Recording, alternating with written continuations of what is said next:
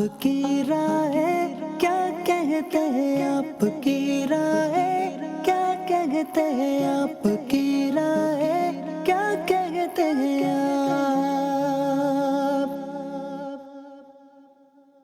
अल्हम्दुलिल्लाहि रब्बिल आलमीन वस्सलातु वस्सलामु अला सय्यिदिल मुरसलीन अम्मा बअदु फ़अऊज़ु बिल्लाहि मिनश शैतानिर रजीम बिस्मिल्लाहिर रहमानिर रहीम अस्सलातु वस्सलामु अलैका या रसूल अल्लाह अस्सलातु वस्सलामु अलैका या हबीब अल्लाह अस्सलातु वस्सलामु अलैका या नबी अल्लाह व अला आलिका व अस्हाबिका या नूर अल्लाह। मदनी चैनल के नाज़रीन, अल्हम्दुलिल्लाह ईद के अय्याम की खुसूसी ट्रांसमिशन आप देख रहे हैं और हम भी एक प्रोग्राम लेकर आए हैं जिसका नाम है आपकी राय। और आज हमारी ये दूसरी एपिसोड है। इंशाअल्लाह अज़्ज़ व जल आज भी हम अपने प्रोग्राम में कुछ पिक्चर्स शामिल करेंगे और उस पर हमारे जो पार्टिसिपेंट हैं, जो हमारे शुराका हैं, इंशाअल्लाह इनसे उस तस्वीर पर, उस पिक्चर पर राय लेंगे। साकिब शाह साहब हैं हमारे साथ, खालिद अमीर मदनी साहब, हमारे सैयद आतिफ अली भाई हैं और मदनी चैनल की स्क्रीन पे आप मुफ्ती कासिम साहब के साथ देखते रहे हैं हमारे बहुत ही प्यारे मौलाना अब्दुल वाजिद मदनी साहब भी मौजूद हैं। इंशाअल्लाह इन सब की राय होगी। दुरूद पाक की फजीलत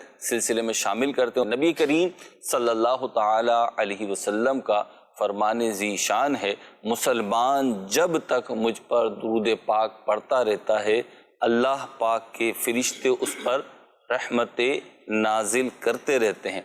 अब बंदे की मर्जी है कम पढ़े या ज़्यादा। सल्लू अलल हबीब सल्लल्लाहु अला मुहम्मद सल्लल्लाहु अलैहि वसल्लम। जी बिला ताखिर बढ़ेंगे हम पहली पिक्चर की तरफ और देखते हैं जी स्क्रीन पे हमें क्या दिखाया जा रहा है। जी पिक्चर आ गई है। शाह साहब क्या दिख रहा है? दो मुंह दिख रहे हैं। दो मुंह दिख रहे हैं जी। ठीक है, क्या इरशाद फरमाएंगे? दो मुंह वाले अफराद, एक तो है हकीकी दो मुंह। यहाँ पर ये तो नहीं है कि जिसके हकीकतन दो मुंह निकले हों, लेकिन ये है कि इससे मुराद ये समझ में आ रही है कि कुछ अफराद की कैफियत यूँ होती है कि एक के सामने, यानी किसी से मुलाकात करने के लिए गए तो उसके सामने उसी के होकर रह गए, उसी की तारीफ की, लेकिन जैसे ही वो नज़रों से ओझल होता है तो उसी की गीबत की, उसी की बुराई बयान की। ये शख्स दो मुंह वाला कहलाता है। और अहादीस का अगर हम मुताला करते हैं तो ऐसे शख्स की मजम्मत बयान की गई। नबी पाक सल्लल्लाहु अलैहि वसल्लम ने इरशाद फरमाया कि तुम क़यामत के दिन अल्लाह की बारगाह में लोगों में बदतरीन दो मुंह वाले को पाओगे, जो इनके पास और मुंह से जाए और उनके पास और मुंह के साथ जाए। दो मुंह वाले जो अफराद होते हैं, असल इनकी और मुनाफिक की ये सेमी कंडीशन होती है, इसलिए ऐसे शख्स की मजम्मत अहादीस में बयान की गई है।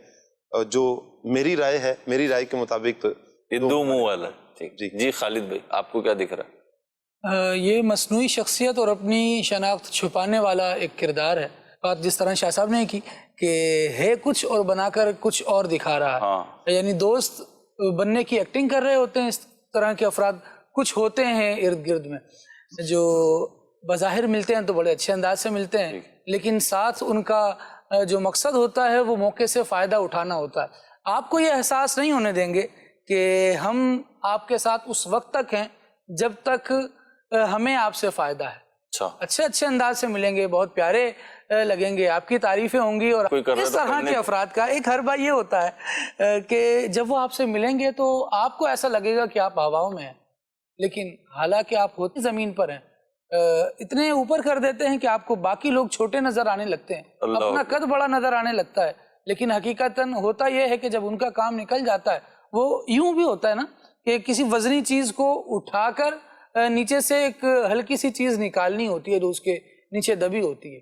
कभी आप उस पर फंसे होते हैं, कभी चीज आपकी वजह से फंसी होती है, तो वो बातें करके आपको हवा में ले जाया जाता है और नीचे से अपना काम निकाल लिया जाता है। इस तरह के अफराद बहरहाल इंसान की शख्सियत को डैमेज करने के हवाले से ज़्यादा पहचाने जाते हैं कि अपना काम निकल जाए, फिर चाहे दूसरा बंदा कितने बड़े नुकसान में फंस जाए, इससे कोई सरोकार नहीं होता। वो कहते हैं कि अपना काम बस सीधा होना चाहिए। लेकिन ये जो हवा में जा रहा है इसका भी तो कोई वेट होना चाहिए ना? इसका कोई वेट होना चाहिए। ये दोनों चेहरों को पहचानने वाला हो, लेकिन इतना बाशऊर होगा तो हवा में जाएगा नहीं। जी जी आतिफ भाई। मरोज भाई, इसमें ये है कि جیسے کہ خالد بھائی نے کہا مثلاً یہ تو بات بالکل ٹھیک ہے، ہر انسان کے اندر جو ہے نا پازیٹیو نیگیٹو دونوں شخصیتیں موجود ہوتی ہیں، اس کے مطلب وہ چیزیں نظر آ رہی ہیں کہ پازیٹیو کے اوپر کبھی نیگیٹو چیز کو حاوی نہ ہونے دیں، موجود ہوتی ہیں. اب جیسے پچھلی دفعہ ہماری بات ہوئی تھی کہ آپ اپنے مطلب سے ملتے ہیں کسی سے نا تو نیگیٹو چیز ہے نا، صحیح، مطلب کے بعد آپ چھوڑ دیتے ہیں اس کو تو وہ نہ ہو، ٹھیک، یعنی پازیٹیو جو ہے اس کا غلبہ رہے اس اور کو نیگیٹو کو نفس اس کم کریں، اسے ختم remove کرائیں، کریں. اس کو ریموو کریں ٹھیک. تاکہ شخصیت جو ہے وہ ایک ہی رہے. صحیح. جی جی میرے خیال میں یہ ایک انسان کی بنیادی کمزوری کی طرف اشارہ ہے کہ ہر انسان جو ہے اس کے اندر کچھ نہ کچھ مختلف جہتیں ہوتی ہیں اور وہ کبھی کمزوری کی طرف جاتی ہیں اور کبھی جو ہے اس کے اچھے اخلاق کی طرف جاتی ہیں، تو ڈبل فیس کہیں گے اس کو.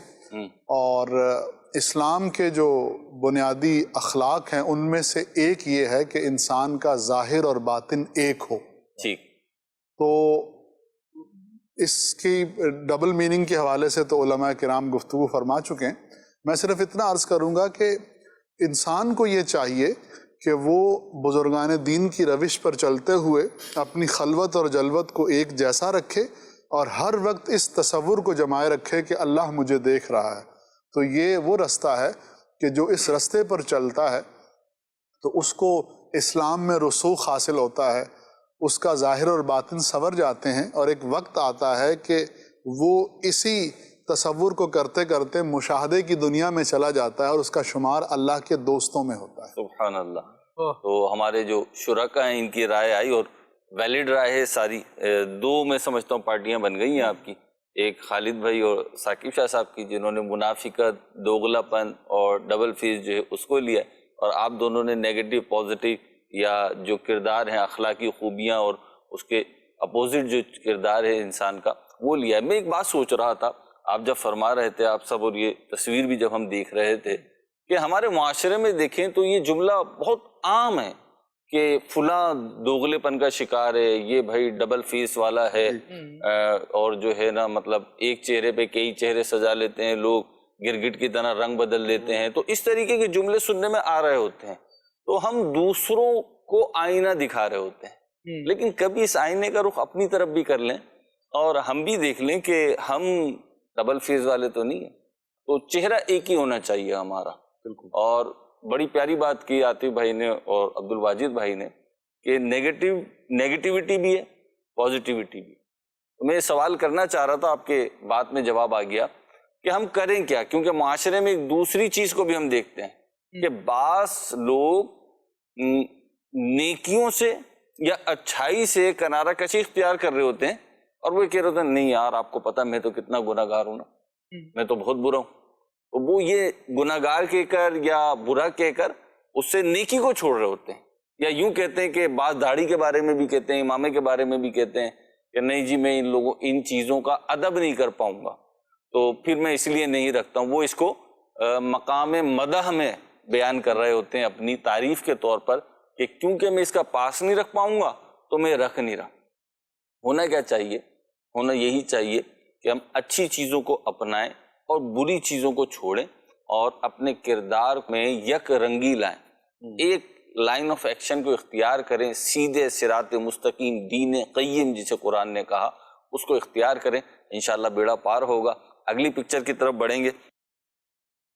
یہ چند تصاویر ہیں جو آپ لوگوں نے دیکھی ہیں، تو اس میں آپ کیا کہیں گے؟ مہروز بھائی اس میں چند تصاویر جو دیکھی ہیں اس میں ماں کی ممتا، ماں کا پیار اور ماں کی شفقت یہ بالکل واضح ہے.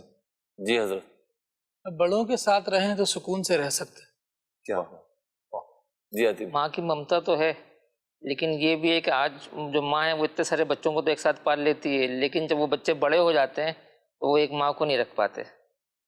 جی جی ماں کی محبت ایک فطری چیز ہے تو وہ تو نظر آ رہی ہے، لیکن میں یہ سمجھتا ہوں پیغام یہ دیا جا رہا ہے کہ ماں تو آپ سے محبت کرتی ہے اور اس نے آپ کا خیال رکھا ہے. کیا آپ بھی ماں سے محبت کرتے ہیں اور اس کا خیال رکھتے ہیں؟ ایک شاعر نے بڑی پیاری بات کہی، کہا کہ میں نے کل شب چاہتوں کی سب کتابیں پھاڑ دی، صرف ایک کاغذ پہ لکھا لفظ ماں رہنے دیا.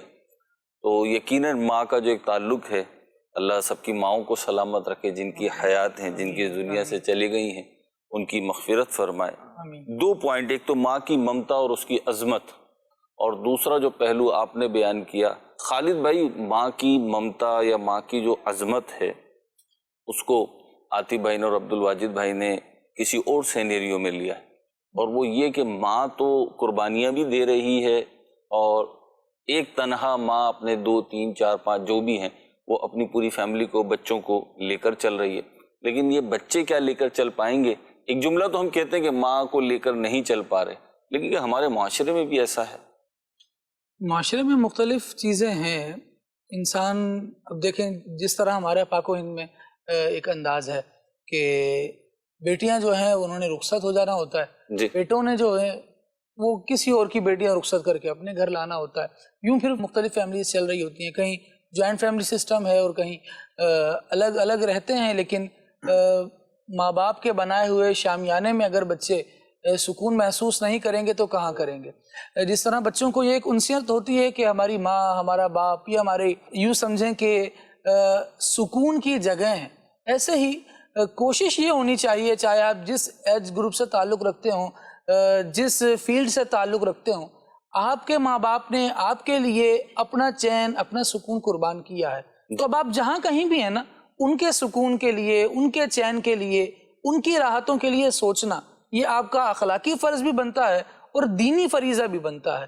نبی کریم صلی اللہ تعالیٰ علیہ وآلہ وسلم نے اس کی کتنے بہترین انداز سے تلقین فرمائی کہ جب ایک بچے کو بتا رہے تھے اس کے والد کے بارے میں کہ تم اور تمہارے پاس جو کچھ ہے جی وہ تمہارے والد کا ہے، تو یہ کیسی تربیت ہے؟ مطلب جو مال آپ کے پاس ہے اس کی وجہ سے آپ کے والد اگر محرومیوں کا شکار ہیں کہ سبھی کچھ آپ کے پاس ہے، تو یہ ایک اچھا انداز نہیں ہے۔ آپ کا مال، آپ کا یوں سمجھیں سکون آپ کے والد صاحب تک بھی پہنچنا چاہیے۔ والدہ ہیں، مشفقہ ہیں، شفقت کرنے والی ہیں، تو ان کے ساتھ بھی اسی طرح کا تعلق رہے، اچھا انداز رہے گا، اور پھر یہ صرف ہمارے بڑوں کے لیے نہیں ہوگا بلکہ ہم اپنے بچوں کو بھی اپنے انداز سے سکھا رہے ہوں گے، اگر محبت کرنے والے ہیں کہ ہم بھی لائق محبت ہیں۔ ہم جب اس اسٹیج پر پہنچے تو آپ نے یہ طرز عمل اختیار کر رہے ہیں جو آج ورثہ منتقل کر رہے ہیں۔ ٹھیک ہے عاطف بھائی، آپ نے جو بات کہی، ایک ماں کئی بچوں کو پال رہی ہے لیکن وہ کئی بچے مل کر ایک ماں کو نہیں سنبھال پاتے، تو یہ جو ہے ایک عرف میں کہی جاتی ہے۔ میں جو بات لانا چاہ رہا ہوں کہ ہمارے معاشرے میں واقعتاً یہ صورتحال پھیل چکی ہے۔ اب اس کو ہم یہ کہہ سکتے ہیں کسی حد تک کہ جہاں صورتحال یہ ہے، ٹھیک، اب وہ معاشی طور پہ، اخلاقی طور پہ جس طرح بھی ہے، لیکن یہ ہے کہ آپ کہہ سکتے ہیں کہ یہ کافی حد تک چیزیں ہیں۔ ڈاکٹر صاحب آپ جو بات کہہ رہے تھے اسے کنٹینیو فرمائیں۔ میں یہ عرض کر رہا تھا کہ ان پکچرز کے ذریعے یہ دکھانے کی کوشش کی جا رہی ہے کہ والدہ کی محبت اپنی اولاد کے لیے فطری ہوتی ہے، اور شاید میسج یہ دیا جا رہا ہے کہ والدہ، بلکہ ہر والدہ اپنا کام تو کر جاتی ہے، جی، محبت، الفت، کیئر، خیال رکھنا، پرورش کرنا، گرمی سردی میں قربانی اپنی۔ ڈاکٹر صاحب یہاں پہ جو بات آپ کہہ رہے ہیں نا بالکل کنٹینیو کیجیے گا، لیکن ذرا ایک سوال لے لیں۔ جی آپ جو کہہ رہے ہیں کہ ماں یہ کرتی رہتی ہے، اور ظاہر سی بات ہے میری تو والدہ انتقال کر گئی تو میں تو بڑی شدت سے اس وقت فیل کر رہا ہوں، لیکن میں آپ سے بات یہ کروں گا کہ بعض جگہ سے یہ سننے میں آیا، بعض لوگوں کو کہتے ہوئے سنا کہ جی اگر انہوں نے کیا تو کون سا احسان کیا، ان کی ذمہ داری تھی، اگر انہوں نے ہمیں کھلایا، اگر انہوں نے ہمیں پہنایا، اگر ہمارا خیال رکھا تو ان کی ذمہ داری بنتی تھی، انہوں نے اپنی ذمہ داری نبھائی، ہم پہ احسان تو نہیں کیا۔ جی ہاں، تو جیسے آپ یہ کہہ رہے ہیں کہ انہوں نے اپنی ذمہ داری کا احساس کرتے ہوئے اپنی ذمہ داری ادا کی، تو کیا آپ پر بحیثیت اولاد کوئی ذمہ داری عائد نہیں ہوتی؟ آپ پر بھی عائد ہوتی ہے۔ ٹھیک، آپ اگر ان کو بوڑھا پائیں تو آپ کو اس بات کا حکم ہے کہ آپ ان کی خدمت کریں، آپ اگر ان کو بوڑھا پائیں تو آپ کو اس بات کا حکم ہے فَلَا تَقُلْ لَهُمَا اُفٍّ وَلَا تَنْهَرْهُمَا، کہ آپ ان سے اف بھی نہ کہیں اور ان کو جھڑکیں بھی مت۔ ایک اور جگہ پر قرآن کریم نے ہمیں ان کے لیے دعا کا ادب سکھایا، رب ارحمہما کما ربیانی صغیرہ، کہ آپ پر بحیثیت اولاد یہ ذمہ داری ہے کہ آپ ان کے لیے دعا کرتے رہیں، اور وہ دعا کے کتنے خوبصورت الفاظ ہیں کہ اے اللہ ان دونوں پر ویسے رحم فرما جس طرح انہوں نے مجھے رحم کے ساتھ بچپن میں پالا ہے۔ تو ذمہ داریاں اگر والدین کی تھیں اور اگر آپ خود کہہ رہے ہیں کہ انہوں نے ادا کی ہیں جی ٹھیک ہے تو پھر ذمہ داریاں آپ کی بھی ہیں اور آپ کو بھی وہ ذمہ داریاں نہیں بھی کہہ رہے تو یہ وجود جو ہے اس بات کی دلیل ہے کہ انہوں نے ذمہ داریاں نبھائی ہیں. جی بالکل. اگر وہ ذمہ داریاں نہیں نبھاتے تو آپ کم از کم اس جگہ پہ نہیں ہوتے. جی ہاں. ثاقب بھائی. مہروز بھائی، ماں وہ کہا نا کہ مدت ہوئی میری ماں نہیں سوئی تابش، بچپن میں کہا تھا ماں مجھے ڈر لگتا ہے. حقیقت حال یہی ہے کہ ماں باپ یہ جو تصویروں میں ہے ان کی مثال اس درخت کی طرح ہے کہ جو دھوپ تو برداشت کرتا ہے لیکن اپنے نیچے بیٹھنے والے کو ٹھنڈا سایہ دیتا ہے، ٹھنڈی ہوائیں دیتا ہے. جہاں پر ذمہ داریوں کی بات ہوئی وہاں پر یہ ٹھنڈی ہوائیں آپ کو کسی اور کے در سے، کسی اور کے سائے میں نہیں ملیں گی. چونکہ جس طرح بھی آپ نے بتایا نا کہ آپ کی والدہ نہیں، میرے پر بھی یہ کیفیت گزری کہ جو سکون حقیقتاً ماں کی گود میں ملتا ہے، اور اگر دکھوں میں بندہ گرا ہوا ماں کے پاس آ کر بیٹھے تو یقین کیجیے ایسے لگتا ہے کہ دکھ سارے دور ہو چکے ہیں. یہ ہے ماں اور باپ کی مثال. وہ شمع کی مانند ہیں، خود تو جلتے ہیں لیکن دوسروں کو روشنی دیتے ہیں. یہ ہے ماں باپ کی کیفیت. اس چیز میں وہ ایڈ کرنا چاہوں گا آپ کی بات میں. عبد الواجد بھائی، میں نے فیل کیا میری والدہ کا جب انتقال ہوا تو آلموسٹ میں 25-26 سال کا تھا. ایک مطلب ایج تھی، بڑا کہہ سکتے ہیں آپ. لیکن آپ یقین کریں والدہ کے انتقال کے بعد محسوس ہوا کہ ہم بڑے ہوئے. ایسے ہی ہے. یعنی نا جب تک والدہ تھی نا تو بڑا پن محسوس نہیں ہوتا تھا. بڑے پن سے مراد یہ کہ بے فکری تھی. جی تو یعنی مہروز بھائی ایسا ہی ہے نا کہ آپ ایک عرصے تک چھتری کے نیچے ہیں، جی پتہ اس وقت چلتا ہے جب وہ چھتری سر سے انڈر ہٹ امبریلا ہے. بالکل جی کیا بات کی آپ نے، بالکل درست. اچھا، اسی طریقے سے والدین جو ہیں زندگی کا ایک دروازہ ہے جن سے گزر کر آپ آگے بڑھتے ہیں. جب آپ اس دروازے سے بڑھ کر آگے جاتے ہیں تو اگر والدین حیات ہیں، آپ پیچھے مڑ کے دیکھتے ہیں تو دروازہ کھلا ہے. آپ کبھی بھی واپس اس دروازے سے ان کی آغوش میں واپس جا سکتے ہیں. لیکن زندگی میں اللہ کسی کو یہ وقت نہ دکھائے لیکن یہ وقت آتا ہے کہ یہ دروازے بند ہو جاتے ہیں. اب آپ پیچھے مڑ کے دیکھتے ہیں تو اب آپ پیچھے وہاں جا نہیں سکتے. اب آپ اس دنیا میں یوں سمجھ لیں کہ بے آب و گیا صحرا میں اب آپ نے آگے ہی بڑھنا ہے، آگے ہی جانا ہے. اور پھر آپ اللہ نے چاہا تو اپنے بعد آنے والوں کے لیے دروازہ بنیں گے اور پھر ان کو اس طرح اپنی آغوش محبت میں سہارا دیں گے. تو فطرت ہے، فطری دنیا ہے. یہ تو ایسی پکچرز آ گئی ہیں کہ پورا پروگرام ہی اسی پہ چل سکتا ہے. لیکن خالد بھائی نے ایک بات کہی نا، میرا خیال ہے وہ بڑی اہم ہے. آخری بات کر کے اگلی پکچر کی طرف بڑھتے ہیں کہ بڑوں کے ساتھ رہیں، والدہ بھی والد بھی. تو کہا گیا نا البرکۃ مع اکابر، بڑوں کے ساتھ رہنے میں جو ہے برکتیں. تو بڑوں کے ساتھ رہیے. یوں سمجھ لیجئے کہ جب کسی بحری جہاز کا لنگر مضبوط ہوتا ہے نا تو اسے موجیں ہلا نہیں پاتی. تو یہ ہمارے چاہے خاندان کے بڑے ہوں، چاہے علماء ہوں، چاہے ہمارے دینی بڑے ہوں، یہ وہ لنگر ہیں جو ہماری حفاظت کرتے ہیں. ہماری یعنی کہنا چاہیے کہ ہمارے جسم و جان کی بھی حفاظت کرتے ہیں، ہمارے عقائد و ایمان کی بھی حفاظت کرتے ہیں. اللہ تعالیٰ ان کا جو حیات ہے ان کا سایہ سلامت رکھے. جو اس دنیا سے رخصت ہو گئے ان کی مغفرت فرمائے. اگلی پکچر دکھائیے. جی جناب عاطف بھائی. دیکھیں پکچر دیکھنے سے سامنے ظاہر ہی ہوتا ہے کہ رزق کا ضیاع ہو رہا ہے. لیکن یہ ہے کہ لوگ پھینک دیتے ہیں، تب ضائع کر دیں گے، کسی کو دیں گے نہیں. خراب ہونے سے پہلے کسی کو نہیں دیتے کہ کسی کو دے دیں، ثواب کا مال ہے. تو جو اضافی ہے وہ دے دیں. آپ کے اضافی دے دیں، آپ کو پتہ ہے ٹھیک ہے. اب یہ بھی کسی تقریب کا کھانا ہوگا، شادی کا ہوگا، ولیمے کا ہوگا، ٹھیک ہے آپ کو پتہ ہے. اب جب وہ مانگنے آئے گا نا اس کو جب ہم 2 پلیٹ نہیں دیں گے، بعد میں بھلے ضائع ہو جائے وہ، یا ہم کسی ادارے کو دے دیں. بڑے ریلیونٹ موقع پہ آپ یہ بات کہہ رہے ہیں. ٹھیک ہے، کسی جو میں جگہ نہیں ہے. وہی مدنی چینل کے ناظرین غلط تو نہیں کہہ رہا، ہوتا ہے نا. جی کسی اور میں نے عاطف بھائی، میں نے خالد بھائی کوڑے کے ڈھیر پہ خراب ہوا ہوا گوشت پڑا ہوا دیکھا ہے. 2 چیزیں ہوتی ہیں الگ الگ، ایک ہے کھانے کی حوث اور ایک ہے جمع کرنے کی حوث. یہ دونوں الگ الگ ہیں. بعض میں دونوں جب جمع بھی ہو جاتی ہیں، لیکن میں نے محسوس کیا ہے کہ یہ بعض افراد میں نا الگ الگ ہوتی ہیں. ان کو کھانے کا شوق نہیں ہوتا کوئی. اچھا مزے کی بات ہے، کھلانے کا بھی نہیں ہوتا. یہ بالکل مطلب خیر مزے کی تو نہیں ہے، کڑوی بات ہے، کھلانے کا بھی شوق نہیں ہوتا. عبد الواجد بھائی آپ کیا فرمائیں گے؟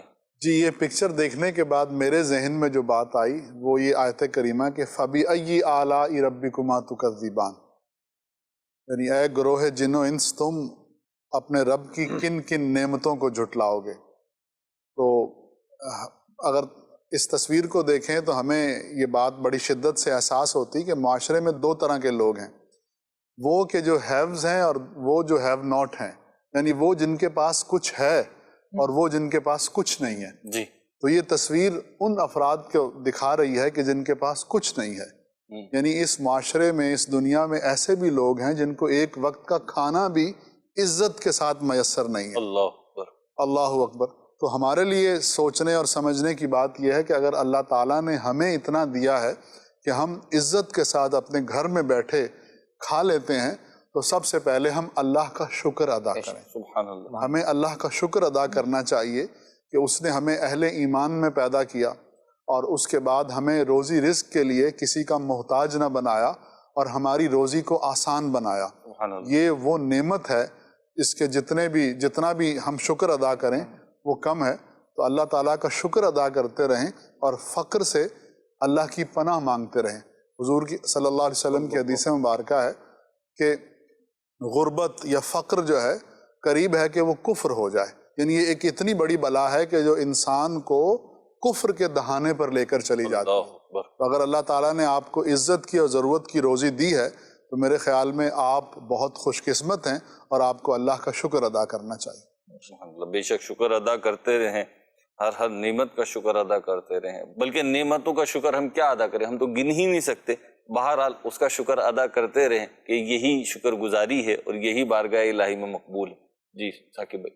مہروز بھائی، میں اس پکچر سے جو سمجھا اور میسج دینا چاہ رہا ہوں وہ یہ کہ کچھ لوگ سفید پوش ہوتے ہیں، وہ کسی کے آگے ہاتھ نہیں پھیلاتے، رحم کے امیدوار ضرور ہوتے ہیں لیکن انہیں کسی کے آگے ہاتھ پھیلانے میں حیا آتی ہے۔ یہاں پر مجھے وہ حضرت عمر رضی اللہ تعالیٰ عنہ کا جملہ بھی یاد آ رہا ہے کہ آپ فرماتے ہیں کہ نہر فرات کے کنارے پر اگر بکری کا بچہ مر جائے تو عمر سے پوچھا جائے گا۔ تو ان احباب کے لیے کہ جن کے گھر کے ساتھ جڑا ہوا گھر غرباء کا ہے، یتیموں کا ہے، مسکینوں کا ہے، میں غور کروں جس طرح ابھی قربانی کے یہ مبارک ایام ہیں ہمارے ہاں، یعنی کہ جنرل گفتگو اگر میں کر رہا ہوں تو ایک بہت بڑا طبقہ یوں بھی ہے کہ جن کے گھر میں آپ نے گوشت دیا تو آپ کو بھی انہی کے گھر سے گوشت ملے گا، لیکن جن کے ہاتھ سے ہمیں گوشت نہیں آیا تو وہ منتظر رہتے ہیں کہ ہمیں کون بھیجے گا۔ ہمارے ہی گھر کے ساتھ جڑا ہوا گھر ہم نے تو اپنے رشتہ داروں میں، دیگر دوستوں میں، احباب میں تقسیم تو کر دیا، لیکن کیا گھر کے ساتھ جڑا ہوا گھر جو یتیموں کا تھا، جن کی طرف سے ہمیں واہ واہ کی داد نہیں ملنی تھی، کیا ان کا حق پہنچا یا نہیں پہنچا؟ کیونکہ یہ پڑوسی کا حق کتنا زیادہ ہے کہ نبی پاک صلی اللہ علیہ وسلم نے اتنے حقوق بیان فرمائے کہ صحابہ کرام کہتے تھے ہمیں خوف تھا کہ کہیں نبی پاک علیہ السلام ان کو وراثت میں حقدار نہ ٹھہرا دیں۔ اس طرح کے مضامین بھی ہیں کہ اس قدر زیادہ حقوق ہیں۔ یہ درس ان کے لیے بھی، ہم تو اللہ کا شکر ادا کریں کہ ہمارے دسترخوان پر ہزارہا نعمتیں ہوتی ہیں، کئی طرح کے مشروبات ہوتے ہیں، ہم اپنے خود بیٹھ کر، اپنے گھر والوں کے ساتھ بیٹھ کر، اپنے بچوں کے ساتھ بیٹھ کر ہزارہا نعمتوں سے لطف اندوز ہوتے ہیں، لیکن ہمارے ہی محلے میں، ہمارے ہی رشتہ داروں میں بھی، بعض اوقات ہمارے رشتہ داروں میں بھی کتنے ہی وہ افراد ہوتے ہیں کہ جو ایک وقت کے کھانے کے لیے بھی وہ ترس رہے ہوتے ہیں کہ انہیں صحیح طریقے سے ایک وقت کا کھانا بھی میسر نہیں آتا۔ تو ہم ضرور یہ کریں کہ اپنے رشتہ داروں کی طرف نظر کریں، اپنا وہ کہا نا کہ اگر آپ سالن بناتے ہیں تو پانی ہی تھوڑا سا زیادہ کر دیں اور شوربہ بڑھا دیں اور ان تک حق پہنچا دیں، دوسروں کو اپنے کھانے کی خوشبو سے بھی تکلیف نہ پہنچائی جائے۔ یہ ہمیں اسلام درس دیتا ہے، یہ اسلام ہی کا حسن ہے کہ جو دوسروں کے خیال کرنے کا ہمیں درس ملتا ہے۔ تو یہ واضح پیغام ہے ان لوگوں کے لیے کہ جو صاحب ثروت ہیں اور وہ اگر نہیں دیتے، حق ادا نہیں کرتے تو انہیں حق ادا کرنا چاہیے۔ جی خالد بھائی۔ مہروز بھائی، کسی کا مصرع ہے کہ بھوک تہذیب کے آداب بھلا دیتی ہے۔ اللہ۔ جب آپ کا پیٹ بھرا ہوتا ہے نا تو آپ کئی باتیں سوچتے ہیں، میری پلیٹ ہے تو اس کے ساتھ ٹیشو کیوں نہیں لگا ہوا، اور 20 اسباق ہیں ہمارے پاس کہ اس طرح سے مینرز کے مطابق کھانا پیش کیا جائے۔ لیکن جب جس کو بھوک نے ستایا ہے نا وہ دیکھیں کہ بچا ہوا کھانا نہیں ہے یہ پھکا ہوا کھانا. وہ پھکے ہوئے کھانے کو بھی فٹ پاتھ پر بیٹھ کر کھانا قبول کر رہا ہے. میں یہ نہیں کہوں گا کہ وہ پسند سے کھا رہا ہے، لیکن بہرحال بھوک نے اس کو سارے یہ فلسفے، ساری تہذیبیں، سارے آداب، سارے اخلاق بھلا دیے ہیں، اور وہ یہاں بیٹھ کر کھانے کے لیے بھی تیار ہے. ہمیں احساس کرنا چاہیے اس طرح کے مناظر کو دیکھ کر بھی، اور ویسے بھی اپنی زندگی میں احساس رکھنا چاہیے کہ ہمارے ارد گرد جتنا ہم سے ہو سکے ہم کسی کو بھوکا نہ سونے دیں. نبی کریم صلی اللہ تعالیٰ علیہ وآلہ وسلم نے اس کی ترغیب ارشاد فرمائی، کھانا کھلایا جائے. وہ یہ کہ بعض لوگ اس کو پسند نہیں کرتے، وہ کہتے ہیں جناب آپ مچھلی کھلاؤ نہیں، مچھلی پکڑنا سکھاؤ. یہ کیا فقیروں کی لائن بنا رہا ہو، منگتوں کی لائن بنا رہا ہو کہ انہیں کھلا رہا ہو، یہ تو روزانہ آ جائیں گے کھانے کے لیے. تو آپ ان کو مطلب روزگار دے دو، یوں کر دو یوں کر دو. ان کے پاس بہت سارے فلسفے بھی ہیں. بہت ساری چیزیں ہو سکتی ہیں، کرنے کو تو کیا نہیں ہو سکتا. آپ جائیداد نام کیوں نہیں کر دیتے؟ یہاں تو وہ معاشرہ ہے جہاں اپنی بیٹیوں کو اور اپنی بہنوں کو حقوق نہیں دیے جا رہے ہوتے. یہاں فلسفہ غریب کے ساتھ محبت کرنے والے ہی کو سکھایا جا رہا ہوتا ہے کہ مدد کا یہ طریقہ نہیں، یہ طریقہ اپنا لیا جائے. اور کئی مرتبہ دیکھا گیا ہے سکھانے والا جو ہے اس نے کس چیز پر قبضہ کر رکھا ہے. اس کا بیان میں سمجھتا ہوں کہ ایک طائرانہ نظر بھی معاشرے پر ڈالی جائے تو مشکل نہیں ہوگا. یہاں ایک مضمون جو سورہ یاسین میں بیان ہوا نا کہ اللہ رب العالمین نے خرچ کرنے کا حکم دیا، تو جن لوگوں نے یہ خرچ کرنے کا حکم نہیں مانا تو انہوں نے پتہ ہی کیا کہا. قرآن مجید میں سورہ یاسین میں اس کو بیان کیا گیا، وَإِذَا قِيلَ لَهُمْ أَنفِقُوا مِمَّا رَزَقَكُمُ اللَّهُ. جب ان لوگوں سے کہا گیا کہ اس مال میں سے خرچ کرو جو رزق اللہ تبارک و تعالیٰ نے تمہیں دیا ہے، قال الذین کفروا للذین آمنوا، تو کافر ایمان والوں سے یہ کہنے لگے، انطعم من لو یشاء اللہ اطعمہ، کیا ہم کھلائیں ان کو جن کو اگر اللہ چاہتا تو خود کھلا دیتا. اللہ ہی کھلا دیتا تو ہمیں کھلانے کا کیوں کہا جا رہا ہے؟ کہا گیا کہ یہ تمہاری انا کے لیے کیا کم ہے کہ اگلا تمہارے دروازے پر آیا ہوا ہے، تم اب اس کو کہہ رہے ہو کہ یہ نہیں یہ سکھایا جائے. تمہاری انا کی تسکین اس میں نہیں ہوتی. بندہ دوسروں کی انا کو بھی دیکھے. میں امام حسن رضی اللہ تعالی عنہ کی پیاری سیرت میرے سامنے آئی. ایک سائل ان کے سامنے کھڑا ہوا اور وہ اپنی عرضی پیش کرنے لگا، بلکہ کچھ لکھ کر دیا تھا کہ اس میں اپنی پریشانی تھی کہ حضور یہ رکا ہے میری پریشانی کا. تو آپ نے اپنے جو خزانچی تھا اس سے کہا کہ یہ جو مانگ رہا ہے اس کو دے دو. دے دیا گیا، حاجت اس کی پوری کر دی گئی. اور پھر آپ سے پوچھا گیا حضرت پڑھ تو لیتے، اس کی بات سن تو لیتے، وہ کیا چاہتا ہے؟ تو فرمانے لگے کہ مجھے اللہ تبارک و تعالیٰ سے حیا آ رہی تھی کہ اگر اللہ تبارک و تعالیٰ نے مجھ سے یہ سوال کر لیا بروز قیامت کہ تم نے میرے بندے کو اپنے سامنے کھڑا کیوں رکھا، تو میں اللہ کو کیا جواب دوں گا. تو یہ فلسفے بیان کرنا بڑا آسان ہوتا ہے کہ یوں نہ یوں کر لیتے، یوں نہ یوں کر لیتے. مہروز بھائی، بھوکے کو کھانا چاہیے، اس کو پہلے آپ کھڑا ہونا تو سکھا دیں. 4 لقمے اس کے پیٹ میں ہوں گے، کمر سیدھی کر کے رزق حلال کی طرف جائے گا. جس کی کمر سیدھی کرنے کے لالے پڑے ہوئے ہیں آپ اس کو مچھلی پکڑنے کا سکھانے کی، میں یہ سمجھتا بھی نہیں ہوں، سکھانے کی پلاننگز بتا رہے ہیں کہ یوں ہو سکتا ہے. میں تو نہیں سمجھتا، آپ نے درست بات کہی کہ مطلب وہ تہذیب، شائستگی، ساری اخلاقیات اور فلسفے سارے ایک طرف.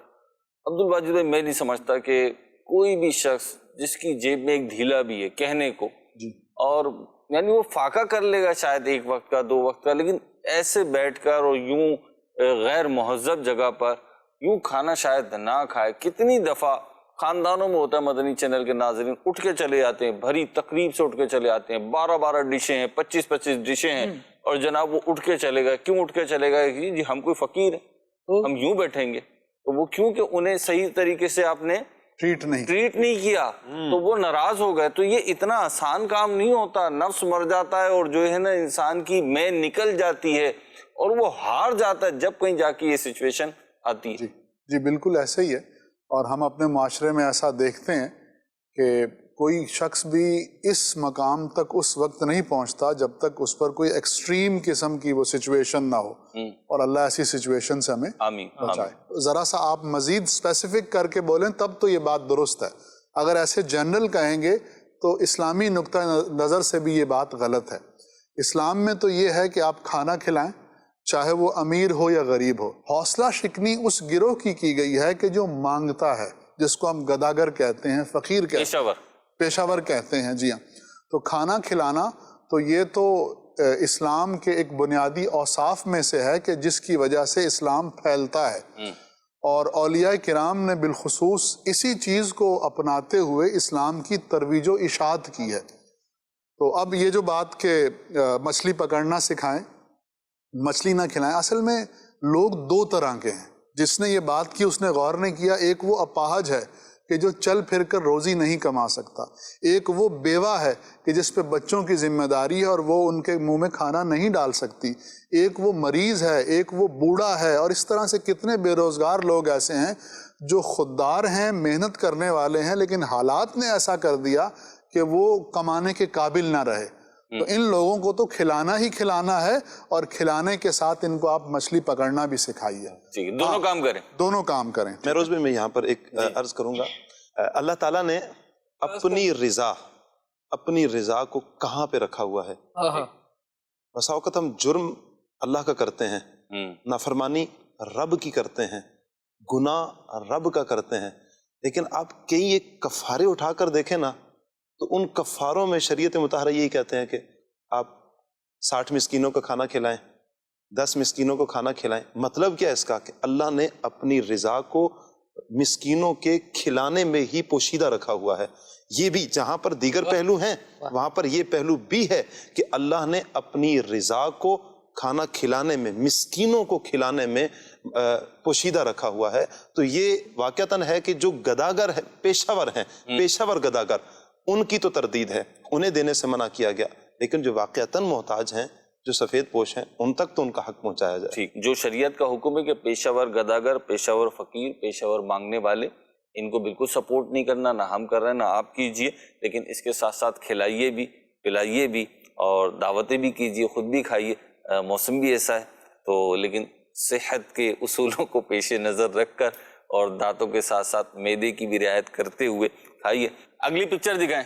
جی مہروز بھائی، یہ پکچر دیکھ کے جو سب سے پہلی چیز میرے ذہن میں آئی، انگریزی میں ہی میں بیان کروں گا. It is easier said than done.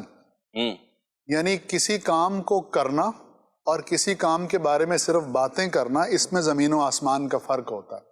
باتیں کرنا بہت آسان ہے. باتیں کرنے والا نئی نکور پینسل کی طرح رہتا ہے کہ جس کی ابھی نب بھی نہیں ٹوٹی، اور جو کام کرتا ہے وہ اس گھسی پینسل کی طرح ہو جاتا ہے، لیکن وہ اپنے وجود کو مٹا کر ایک کام کر جاتا ہے. واہ جی عاطف بھائی. بالکل صحیح اتفاق ہے کہ میری جو رائے بنی تھی وہ یہی تھی جو کہ ڈاکٹر صاحب کی تھی. عید کا تحفہ ہے کہ آپ دونوں میں مسلسل اتفاق ہے، اللہ برقرار رکھے. جی خالد بھائی. تقریباً اس مرتبہ اسی رائے سے اتفاق بن رہا ہے. عبد الواجد بھائی والی قبول فرما لیں. جی بات یہی ہے، بات تو یہی ہے سمپل سی، کہ چلتے چلتے چلنا اور بولتے بولتے بولنا آتا ہے. بہت سارے لوگ جو ہیں وہ پرفیکشن کی اور یوں سمجھ لیجئے کہ اپنے ظاہری اپیرنس کی جو ہے نا بڑی رعایت کر رہے ہوتے ہیں. میں یہ نہیں کروں گا، یہ کروں گا تو یوں ہو جائے گا. عبد الواجد بھائی، میں نے یہ جملے بھی سنے ہیں کہ اگر میں یہ کام کروں گا تو میری رنگت خراب ہو جائے گی. جی یہ جو اس قسم کی ایٹیچیوڈ ہے، بیہیویئر ہے، یہ جو ایٹیٹیوڈ اور بیہیویئر ہے نا عبد الواجد بھائی، اس کی جب سمجھ پڑتی ہے نا پھر بہت دیر ہو چکی ہوتی ہے. جی ہاں. زندگی میں مہروز بھائی کچھ کرنے کے لیے، کچھ بننے کے لیے بہت سی محنت کرنی پڑتی ہے، ایفرٹ آپ کو کرنی پڑتی ہے. آپ زیادہ دور نہ جائیے، ہمارے اپنے زمانے کی بہترین مثال امیر اہل سنت دامت برکاتہم العالیہ ہیں. تو آپ یہ دیکھیں کہ اس پکچر اور امیر اہل سنت کے کام میں بڑی مماثلت ہے. بہت سے لوگ باتیں ہی کرتے رہ گئے جی، اور وہ آج تک باتیں ہی کر رہے ہیں، لیکن امیر اہل سنت نے محنت کر کے، کوشش کر کے دین کا شعور پیدا کیا، اور کیسی کیسی مشکلات سے گزر کر، مشکل رستوں سے گزر کر جو ہے وہ آقا عالم صلی اللہ علیہ وسلم کی سنتوں کے پیغام کو عام کیا، اور آج لاکھوں نہیں کروڑوں لوگ جو ہے وہ دعوت اسلامی سے وابستہ ہیں. تو آپ بھی قدم بڑھائیے اور اپنی عملی زندگی میں شامل ہوئیے، ایکٹیو ہوئیے. یہ بالخصوص ہمارے جو نوجوان طبقہ ہے اس کے لیے اس میں پیغام ہے کہ ہمارے بڑوں نے جو مقام، مرتبہ اور ایک اسٹیٹس اپنا پایا تو وہ ایسا نہیں تھا کہ وہ ہاتھ پہ ہاتھ رکھ کے بیٹھے رہے. آج جن کو آپ ریوالونگ چیئرز پہ بیٹھا ہوا دیکھتے ہیں، کل انہوں نے ممکن ہے کہ بڑی سخت مزدوریاں اور محنتیں کی ہوں، جب کہیں جا کے آج انہیں یہ چل روم اور ریوالونگ چیئرز مل رہی ہیں، تو آپ بھی نکل کھڑے ہوئیے. ہر تکلیف کے بعد راحت ہے، ہر مشکل کے بعد آسانی ہے. اللہ پاک چاہے گا تو رستے کھلیں گے، رحمتوں کا نزول ہوگا اور کامیابیاں قدم چومیں گی. ہمارے پروگرام کا وقت اختتام کو پہنچا. اپنے مہمانوں کا بہت شکر گزار ہوں. اللہ پاک آپ کو شاد آباد رکھے، عید کی خوشیاں، زندگی کی خوشیاں نصیب فرمائے. اور مدنی چینل کے ناظرین سے عرض کروں گا کہ ہمارے سلسلے کے بارے میں اپنا فیڈ بیک بھی آپ اس نمبر پر دے سکتے ہیں. صلو علی الحبیب صلی اللہ علی محمد صلی اللہ علیہ وسلم. آپ کی رائے کیا کہتے ہیں، آپ کی رائے کیا کہتے ہیں، آپ کی رائے کیا کہتے ہیں.